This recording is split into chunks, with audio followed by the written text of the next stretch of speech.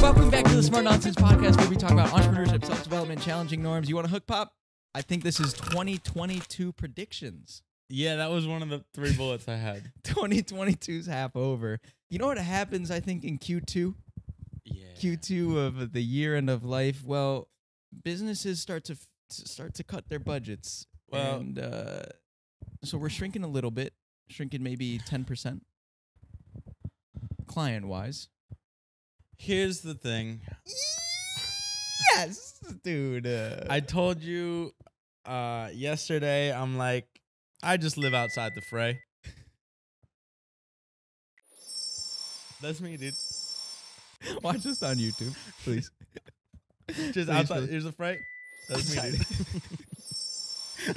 I'm so in the fray, dude. You're on calls with Luca. Hey, dude. Easy with the just inside funny jokes for us, and dude. the day-to-days. No one knows who Luca is. What was funny was we had our friends reunion. Oh, that's the story. We got to talk about BB. Okay. The BB fiasco. We should probably lead with that, honestly. Well, it's good entrepreneurship, right? Yeah, sure. In our friend group, we haven't talked to our friends in a while. We don't meet up all that often, maybe a couple times a year at max. We're talking about tennis and how sometimes we get the yips, and we're talking about the inner game. I'm like, yeah, you just got to work on the inner game. And I get a bunch of blank stares. I'm like, the inner game? And you're like, no, Pop, they don't know what the inner game is. Literally translating live. I'm like, what do you mean you don't know the inner game? It's like, there's the outer game, No, the inner game. You got to work on the inner game. You know, the bounce hit guy. It's like, wait, inner game? Flashlight? Bounce hit? Nobody knows what you're talking about. Well, what I realized just this second, literally right as I said inner game, I realized in game it's a thing too. Bounce hit? No. No, in like talking to girls, the dark arts. Yeah, dude, There's you do the dark inner arts, game yeah. and the outer game. Todd's known for outer game, which is like getting results versus inner game is like changing mindsets. Okay.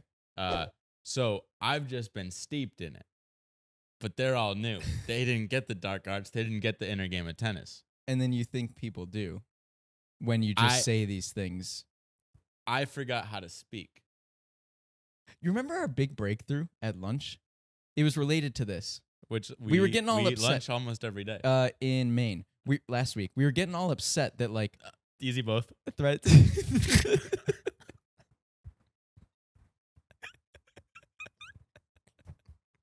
You didn't have to do that.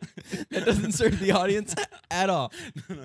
We'll get to it. Threads, dude. We'll get to it. Threads for the fray. We throw up the threads. If you stay to the end of the episode, we've probably caught all of the threads. And if we haven't, it doesn't matter. So anyway, we were at lunch and we were getting a little bit fed up. You were fed up with our friend group that we were about to see for the inner I kicked game. one yesterday. And, we get fed up with our families and whatnot for not indulging in the same like conversations we indulge in. And I'm like, Yeah. Pop, what is it that we spend all of our time talking about? And you're like, behavioral economics. And I was like, Yeah.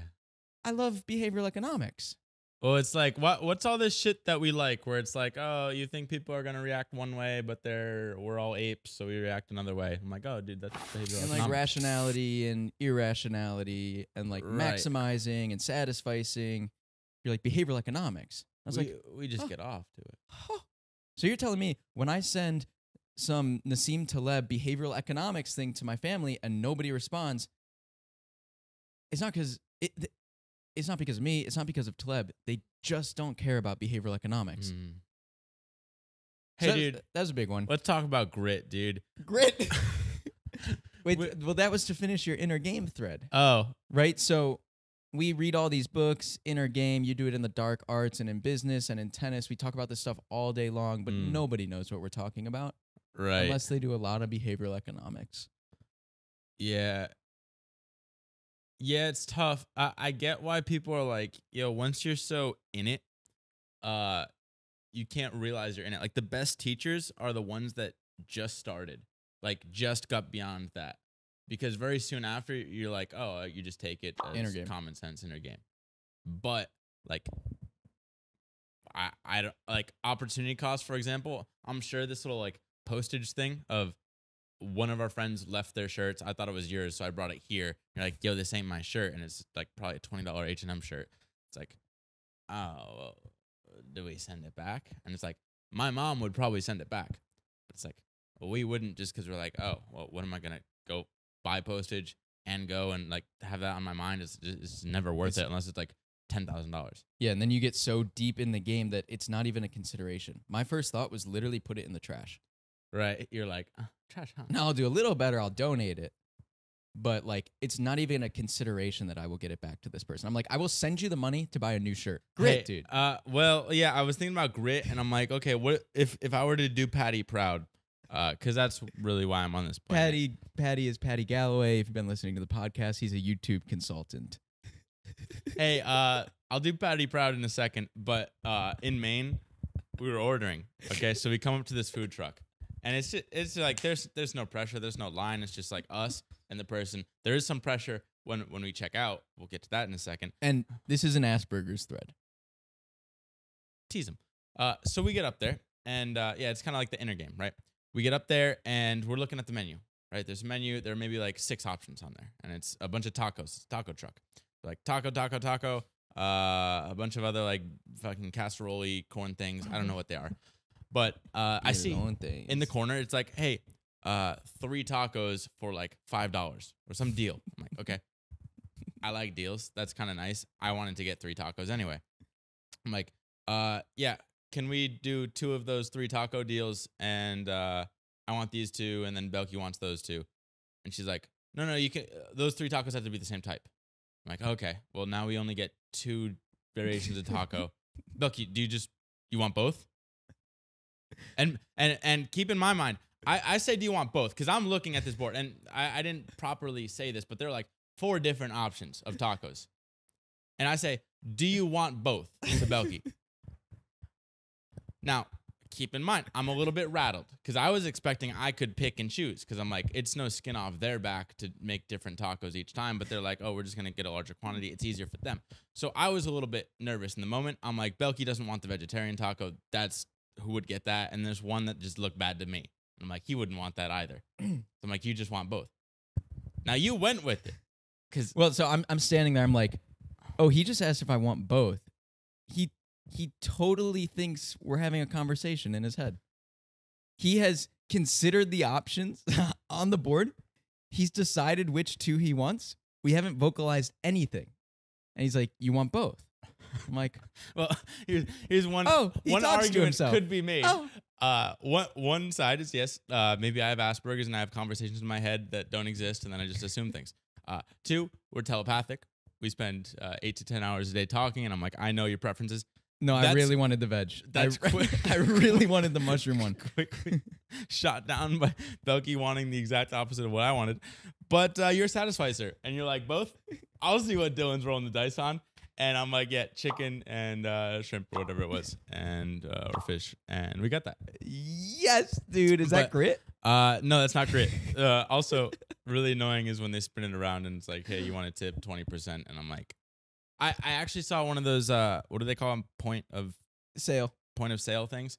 And it was a coffee shop and then just like, oh, $1, $2, $3, $4. I'm like, okay, that's a lot better. I don't like when they just automatically assume 20. I don't like the percentages. Like what sucks though is on a $4 coffee, $1 is 25%.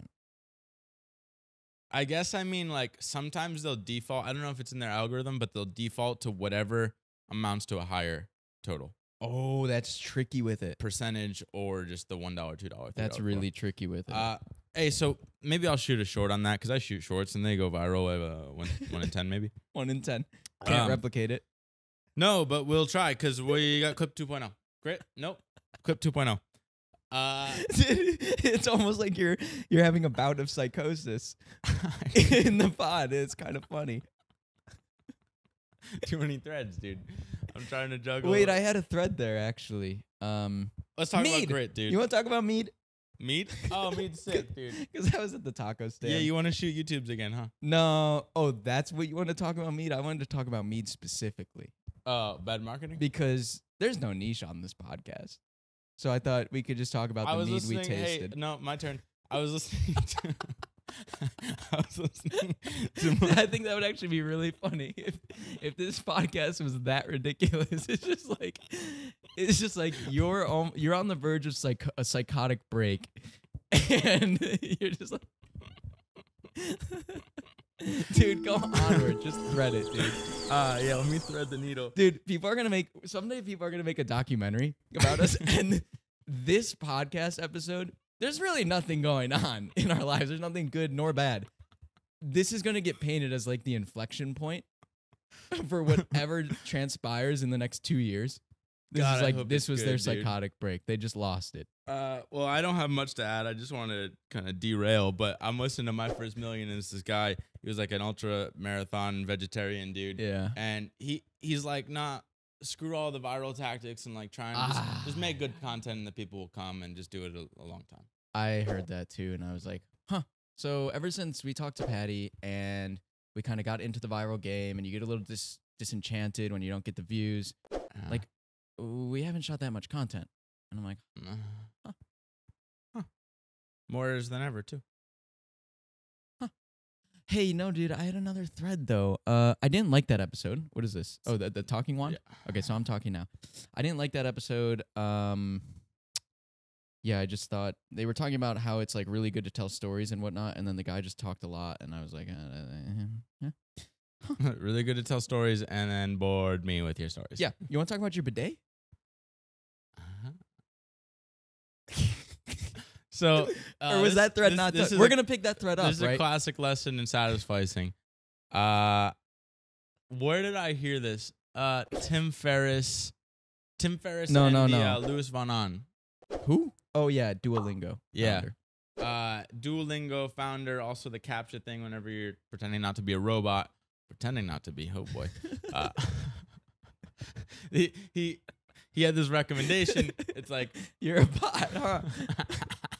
You want to go down a little yes and improv scene here? Dude, we can just pretend you're a bot. Sorry, dude. We're children. I can't even look in the camera. That's how embarrassed I am. It's funny because I simultaneously know this isn't a very good podcast, but I'm having a lot of fun, dude. I'm having a lot of fun. It's the most dangerous sort of podcast. You have fun for 10 years, you're gonna win, I think. God, unless I hope your so. podcast is just threads. No, dude, that's kind of like you keep people on their toes. They never know what thread's coming next. You might be talking about the founder of Duolingo recaptcha bots making bidets. So bidet, basically, Tim Ferriss, he likes to ask the question like, "What's the top purchase of like $100 or less that has changed your life?" And I don't know. He said like, "Oh, this isn't $100, but I got this like multi-$1,000 Japanese toilet." And Tim Ferriss is like, "Oh yeah, those are sick. I got one too, but it's like the cheap one where you can just get the seat and put it on any toilet. You don't need to buy the whole kit and caboodle." Dude, kit and caboodle, kabooty. So Kabooty's a kid we went to school with. There's an inside joke. Rock on, dude. Rock on. Also dated Gingy Bulgari. I didn't even know Gingy Bulgari is of Bulgari. Dude, just out her. Just out her. She asked you to dance, something like that. That might be the first David Kabooty hears of it. So the Thread podcast. He could be one of the 100, dude. You never know who's out there in the views. So yeah, they recommended this. You legit sound like someone who just started shooting TikToks and YouTube shorts. First clip goes viral, hasn't had a hit since, just losing his mind in this apartment. That's what you sound like. It's kind of scary. Kabooty booty. No, that's the crazy thing for me is I'm just having a good time. So maybe that's the thing with insanity is you're balling and the rest are like, whoa, dude. Okay. So the Kabooty bidet. So yeah, they recommend this, and I'm like, okay, this is the third time I've heard it. Let me go investigate. And I see a couple on Amazon that are like a couple $100, but then one pops off, it's $1,000. I'm like, $1,000? That must be good. I remember back to rework Jason Fried. He's like, yeah, if something's priced, like say it's a $500 camera, it's probably worth about $500. Like usually there isn't this huge disparity between it's like a $500 camera, but it really should be $100 or it should be 10,000. It's like it's roughly gonna be about good enough. So I see this thing and I'm like $1,000 for a toilet seat. What can that thing do? And I see it's got like 4.6 stars. The first review I read is like, stop reading, just buy this thing. I'm like, you speak my language. My language? My language. My language. So I channel my satisficing and I'm like, all right, yo, I'm just going to go for it. And Louis Von On, he's like, yeah, spend a lot on the shit you use every day. But no pun intended. Nice, dude. Yes, dude. Almost slipped by. Okay. All right. You just have to like calm yourself down. All right. Okay. Here we go. You can't give us a platform. Imagine if we had actual people watching this. That would be fun. I don't even know. I'd get the yips even more. I get the yips with 87 people. Can you imagine? No. Just with you, really. But so I just commit, and now we got this thing, and we're going to assemble it and see how this thing sprays warm water into our butts. Yeah, I've never had good luck with bidets. I usually have to wipe after.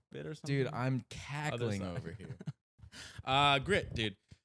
So we were in Maine, and by the way, I wonder if people think we like discuss these things beforehand, or if we have a couple threads each.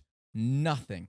No, this is supposed to be 2022 predictions. I don't think it's gonna be. I haven't thought of any yet, but I still don't know. I might think of some when you talk about grit here. That's why you gotta be nervous when you come in with no hook, because then it's Thread City. We go to Maine, and first it makes no sense. My family's from this beach town, Narragansett. It's like everyone from New York wants to come there on vacation. It makes no sense if you love behavioral economics. And that's I'm tying a thread there. Okay. Well, one thing I realized, everything makes sense if you know people's priorities. I'm trying to figure out slicks. I don't know them. That's why it makes no sense to me. But we live in this nice beach town. Definitely don't close the windows before we record, Pop. No, dude. Dynamic microphones. So Belky's got this little like in between going to Cape Cod with his girlfriend. He's got this weird gap because we have a friends reunion a week later. I'm like, yo, dude, it's my dad's birthday. We're going to Maine. We want to join. Why are we going to Maine? I don't know. Because we live in an awesome beach town. He just wants to go to this like pond lake thing in Maine that pretty much looks like any other body of water you'd ever see. But he likes it. So we drive 7 hours to this place. Just grit in itself. Actually really nice. It's like an airplane where like you got nothing to do but just talk to each other. As long as you're not like the Gen Z out where like one's playing on the phone, the other one's driving. We have some really productive conversations with Clip 2.0. We'll get into that. But we finally get to this lake and they got like a paddleboard and this rowboat. And I'm like, I don't fuck with the rowboat. I want nothing to do with that rowboat. But Belky's a fisherman.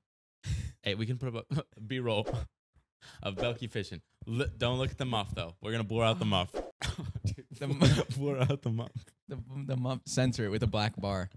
Muff, for people that don't know our inside jokes, is the muffin top. Oh, we did the Bod Pod, too. Bod Pod's great. Great for toxic weight loss stuff. Bod Pod, for those who don't know, is a body fat measurement tool. And I'm number 2 in our friend group. That's the next thread. Next thread. So, grit. Basically, I don't want to do the rowboat. Belky's a fisherman. He wants to be in the boat because you can't really fish off of a paddleboard. So we cast away. I quickly get sick of the rowboat because I can't row and everyone's laughing at me. So I just bail. I jump out the boat. Belky's on his own. He's going to learn how to row. But it's not easy. No, it's not. It looks a lot easier when they do like the gondolas. And gondolas just this. Maybe. It's really hard. You got to time it right. You got to have even weight on your poles on both sides. And you have to have the oars rotated correctly so that you can keep rowing and it doesn't, like, when it hits the water, like, spin you one way. Right. It's really hard. Really inefficient. But then we get the balls. We're like, hey, there's an island out there. We want to do it for some stupid reason. I guess we were bored. We had nothing to do. So we basically go, like, I don't know, probably like a mile out to this island. And it took us like maybe 30 minutes, 40 minutes. Belky's spinning in circles the whole time. We finally get there. But that's the thing. Like, you climb a mountain, you got to go back down. This is even worse because it's not like easy downhill. It's like just the same, but now you're more tired than the way going out. So Belky had just a really tough moral crisis. A lot of yes dudes being thrown around. But there's a reason why you're the best CEO in Clipped. And that's where you're going with this. It's because you pushed through. I wish I wish I had a tangible example, but there's something about like you rowing with both arms and then just spinning in a circle. I was stuck in a little whirlpool where Right. I'm gassed, like you said, we're halfway there. I'm like, I just want to get back. The sun's going down and I want dinner.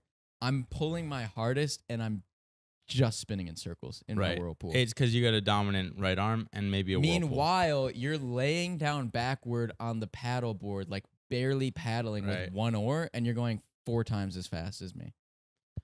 Yeah, so hey, Grit, that's that. Other threads, what do we got? So that's you're Bod saying Pod, I got I'm sick Grit with it. You got a muff. but you're saying I got Grit. I missed the punchline. No, nothing there. Nothing there. I thought maybe a story would come up out of that, but it was really just it was like very mild sadness the whole time. I'll touch on Grit Pop because I'll give you my point of view. I'll give you my point of view in that instance. I was like, oh goddamn. Here's a couple options. We could row closer to the shore. I could take the boat out, walk home, literally get your dad's pickup truck, bring it back, put the boat in. That was an option. I was like, we could both go on the paddleboard and really probably pull the rowboat faster, the two of us. You oaring and me just holding on to the rowboat. So these are things that go through my head. And then it's like, and you were saying some ideas too, and I'm like, I'm just going to row, dude. Just going to row. And then you get 1% closer, and then you get 10% closer, and it's like, oh, now we're cruising. It did feel like now we were cruising. never going to get there for a It little bit. did. Yeah, I was really worried about that. When you were But then you build up some momentum, and it's like, oh, no, all right. And I think that happens with like all treks, all things in business. The halfway point's pretty bleak. Hey, yeah. save the best story for last. Which one? BB. So I thought you were gonna say 2022 predictions, No. but I had a feeling it was gonna be BB. So we go to Maine. We come back in time for the boys. It's a Thursday night. Everybody rolls in. There's like 5-6 of us. Had a surprise. All good fun. Basically, when this one person, Tomas, comes, he brings the fun. He really gets the energy up and makes us do things we normally wouldn't do. Awesome friend in that sense. One of the things, though, is this tradition we have 1 year running. AKA, we only did it 1 year before, but we like it doing it, so we're going to keep doing it. We call it BB. Shorthand. Shorthand for Boner Bridge. So you consider it there for a second. That is what it is. Because we play a card game. It's kind of like Hearts. It's a trump game. It's called Whist. And actually, no, we play a lot of activities. Basically, all this friend group does is straight We don't really have activities. mutual interests other than games. No, it's just games. Like, we're not going to sit around and talk about anything.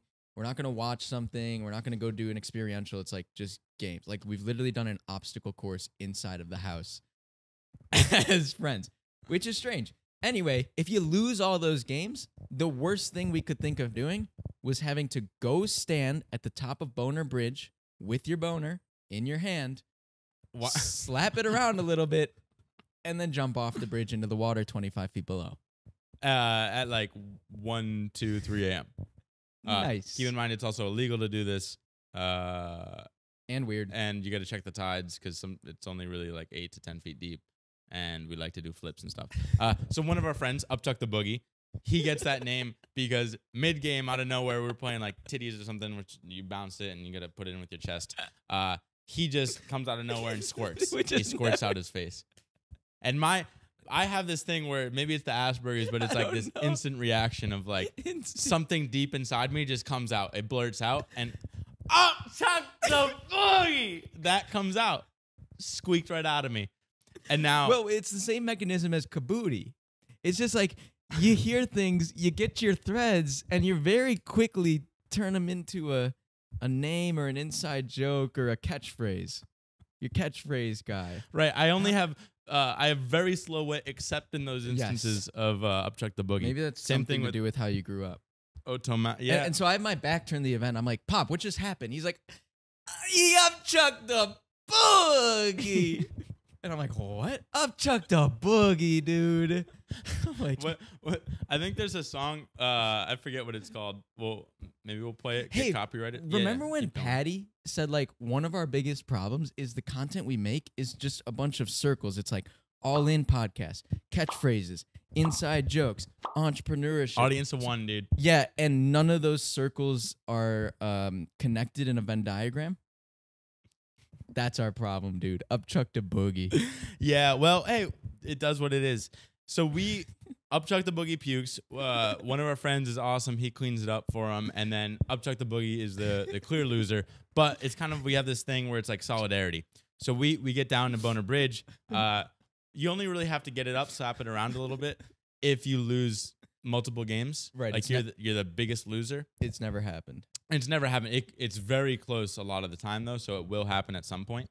But we're all in solidarity. We're like, hey, we're kind of down. We all want to jump off the bridge. We all, per tradition. I couldn't even tell you what those words were supposed to be. Per tradition. Per tradition. Per tradition. Per tradition. You might think it's one word, but it's two. Per tradition.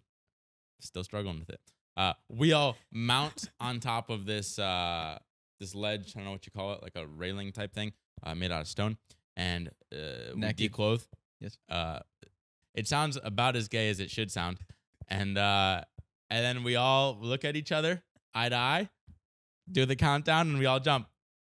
Super cute. Hit the water. Clean. But now a couple of us are cracked out. Upchuck the Boogie, and myself included.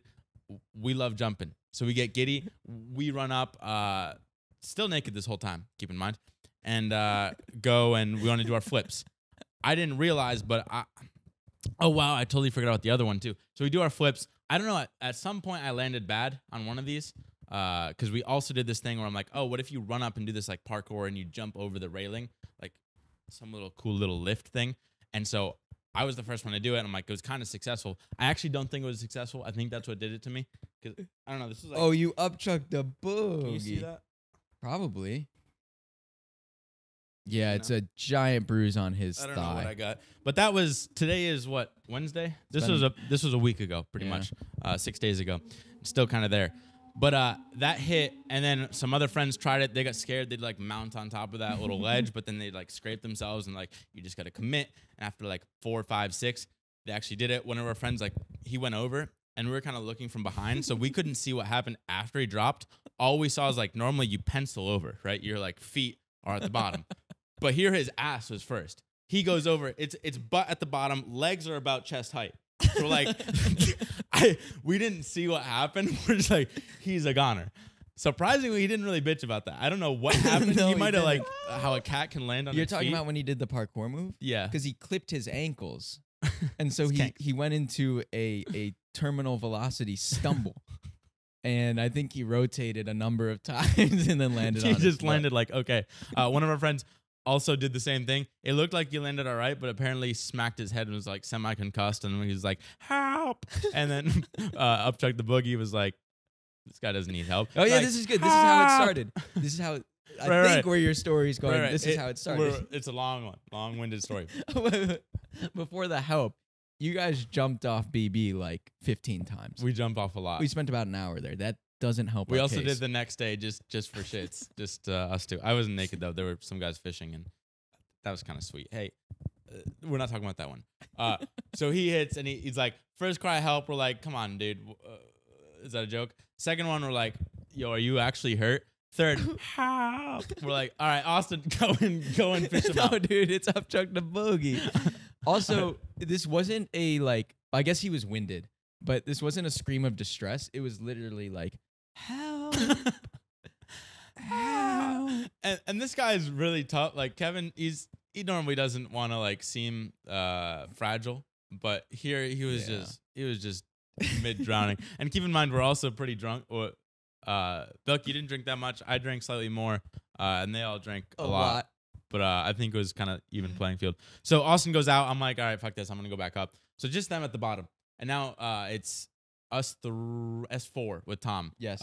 Tom, Ies, Henry, and I, and we're at the top, and then Half clothed. they're like spending an awful lot of time at the bottom, and we keep in mind we've already been here like half an hour because we've gotten in like a dozen jumps. So I'm kind of getting worried. I'm like, hey boys, I know it's just like a Thursday night or Friday morning, whatever you want to call it, but like eventually, I totally forgot about this. When we're walking down to the bridge, there's a cop. And Dude. it's like the classic cop spot. but he saw like a bunch of kids that clearly are going to the bridge because we're in bathing suits and towels. And it's like, he knows what's going to go on. And so he just leaves. And we're like, oh, thank God he left. That's sick. But now I know, like, this is the most common road in Narragansett. So there's no one on the road but cops. I'm like, okay, they're spending an awful lot of time, like, kind of like nursing Kevin back to health. And I'm like, hey, boys, we should probably wrap up. And right as they're, like, wrapping up, Upchuck the Boogie, keep in mind, they're all butt-ass naked. He starts going up, like, climbing up this hill to get back to the top of the bridge. And here comes a cop in an SUV. And so that's when you get this naked Upchuck the Boogie deer in headlights where he sees the cop sees him, the cop slams on the brakes because it's like clear we're all by the bridge at maybe 1:30 in the morning. Dude, it was late. 2 to 3. 2 or 3, whatever it was. Slams on the brake, little sirens on. He goes running out the car. Upchuck the Boogie gets scared because you normally don't have one. You're not normally naked in front of a cop. Like that's usually like first misdemeanor. Second misdemeanor is you're jumping off a bridge. Third is you're probably intoxicated in public. Probably shouldn't be a thing. So he goes running. And now the cop's like, oh, this guy's fleeing the law. And so he goes running after him. We're just at the top like, no, dude, don't do that. Well, dude. we're all dressed. So we're like, there's nothing to see here. Yeah, that's true. You had towels on. But we're just like, they're not going to bother us. Just right. And Upchuck the Boogie's scurrying. Dude, he goes scurrying down, and I forget how he entered this, but it's a steep, slippery hill. He might have like he tumbled down. He slid down. And Siobhan, Kevin, he's the one that just hit his head. He's kind of like put together. I think he grabbed a towel or something, so at least he wouldn't be naked because he was farther down the hill. So now the cop and Siobhan are like, "Yo, dude, where'd your friend go? Because I just saw him 2 seconds ago. Now he's not here. It's dark down there. Go find your friend." And he's like, I don't know where he is. And meanwhile, we can see Upchuck the Boogie. He's a fetal position in the little bushes. He's just like, we're like, God, you fucking moron. But he's just sitting there, and he's trying to not make a peep, right? Because he could be in the water. He could be under the bridge. He could be anywhere at this point. But he's like 10 feet away from these cops at 3 a.m, so they can't see. And finally, after like, I don't know, it felt like forever, but probably like 2 minutes, he's like, yo, go find your friend. And so Kevin is just about to start going down, and our friend, who's hammered and naked, he crawls out of the bush afraid. And naked and afraid, dude. And he goes up to the cop, and he's like, hey, sorry, dude. The cop's like, dude, get. He had his flashlight, and he's like, all right. He has his flashlight on Upchuck the Boogie, naked Upchuck the Boogie. He just like puts it down. He's like, dude. So what are you doing? Backup comes because, like, a cop is gonna like hit back up when he goes running out of his car because the naked dude's running, and backup comes, and the cops are probably like somewhere around our age. Another third cop car goes screaming by, and we're like, holy shit, what's going on here? And we just gotta admit defeat. We're like, hey, dude, he lost a card game. You should really punish him because he needs another L tonight. Well, they're like, why are you guys running around naked? Here's the chain of events. We're like, well, he lost a card game. They're like, what card game? We're like, well, a really nerdy one that's kind of like statistics and betting, but not cool like poker. It's kind of a nerdy one. They're like, okay, that's weird. And where are you guys staying? We're like, his mom's house. They're like, that doesn't help your case. They just felt bad for us at the end of it. Like, he like looked at me, then looked at the other cop, and he was like, that sounds really gay. You bunch of 25-year-olds staying at your mom's house, getting drunk and running around naked. As Upchuck the Boogie's putting some shorts on. So luckily, we're all white. We're all awesome. We just go walking back. They're like, hey, just don't jump off the bridge. It's super legal. Never mind being naked and drunk. We'll just forget about that stuff. You guys go have fun. And so we went back home. And Upchuck the Boogie took another L. But we came back the next day and ripped it. And hey, that's how our reunions go. So I hope you have fun ones too. Let's go set up the bidet, dude.